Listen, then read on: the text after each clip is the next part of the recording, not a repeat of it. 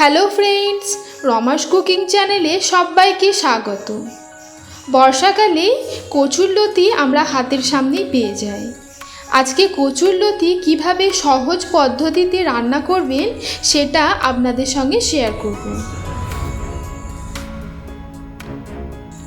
প্রথমেই একটা পাত্রে নিয়ে নিলাম দুটো মিডিয়াম সাইজের পেঁয়াজ কুচি, আর দিলাম 1 চামচের মতন রসুন বাটা,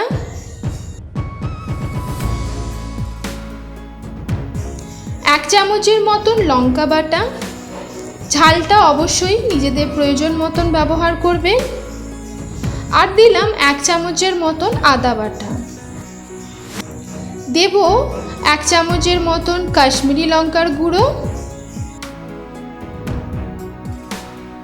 সামান্য হলুদ গুঁড়ো, স্বাদ মতন লবণ,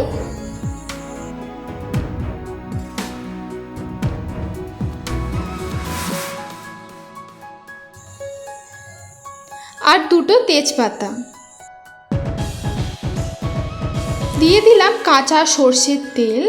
এখানে আমি 2 চামচের মতন সর্ষের তেল ব্যবহার করলাম।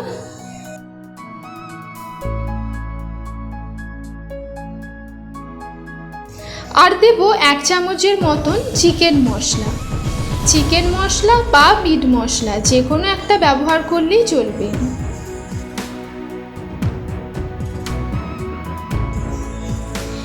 এখন দিয়ে দিচ্ছি কচুর লতিগুলোকে। অন্য কোনো ভিডিওতে আমি কচুর লতি কিভাবে ছাড়াতে হয় সেটা দেখিয়ে দেব।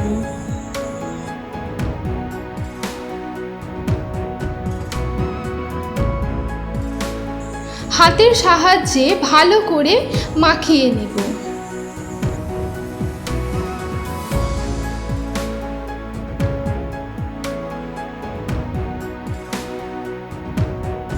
ভালো করে মাখিয়ে নেবেন যাতে কচুর লতির গায়ে ভালো করে মশলাগুলো লেগে যায়।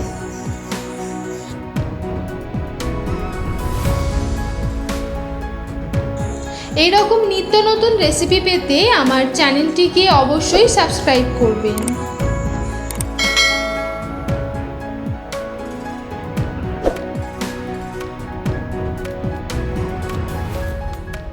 এখন একটা কড়া গরম করে নিলাম।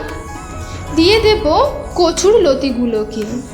এখানে আর কোনো তেলের প্রয়োজন নেই, ডাইরেক্ট এই কচুর লতিগুলো কড়ার মধ্যে দিয়ে দিলাম।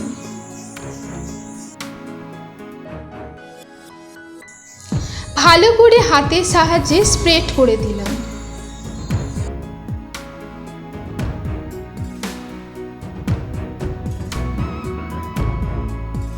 ঢাকা দিয়ে রান্না হতে দেব 15 মিনিটের জন্য। এখানে আমি কোনো রকম জল ব্যবহার করলাম না। কচুর লতি থেকে যে জল বেরোবে সেটার সাহায্যেই এটা সেদ্ধ হয়ে যাবে।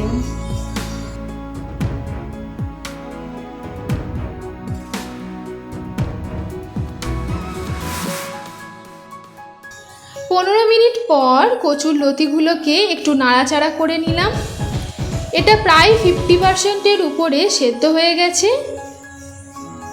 আর একটু সেদ্ধ হওয়ার জন্য আবারও নাড়াচাড়া করে 10 মিনিটের জন্য সেদ্ধ করে নেব। তাই ঢাকা দিয়ে 10 মিনিটের জন্য সেদ্ধ হতে দিলাম।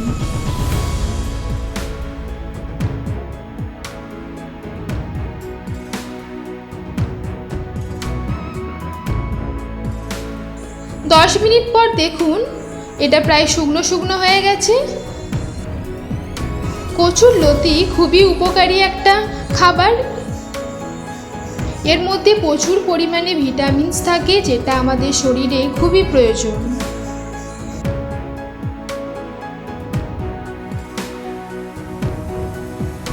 গরম গরম ভাতের সঙ্গে পরিবেশন করুন, ভীষণই সুস্বাদু লাগে খেতে।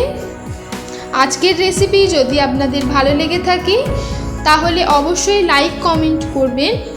আবারও ফিরে আসবো নতুন কোনো রেসিপি নিয়ে। ততক্ষণ পর্যন্ত ভালো থাকবেন, সুস্থ থাকবেন। থ্যাংক ইউ বন্ধুরা।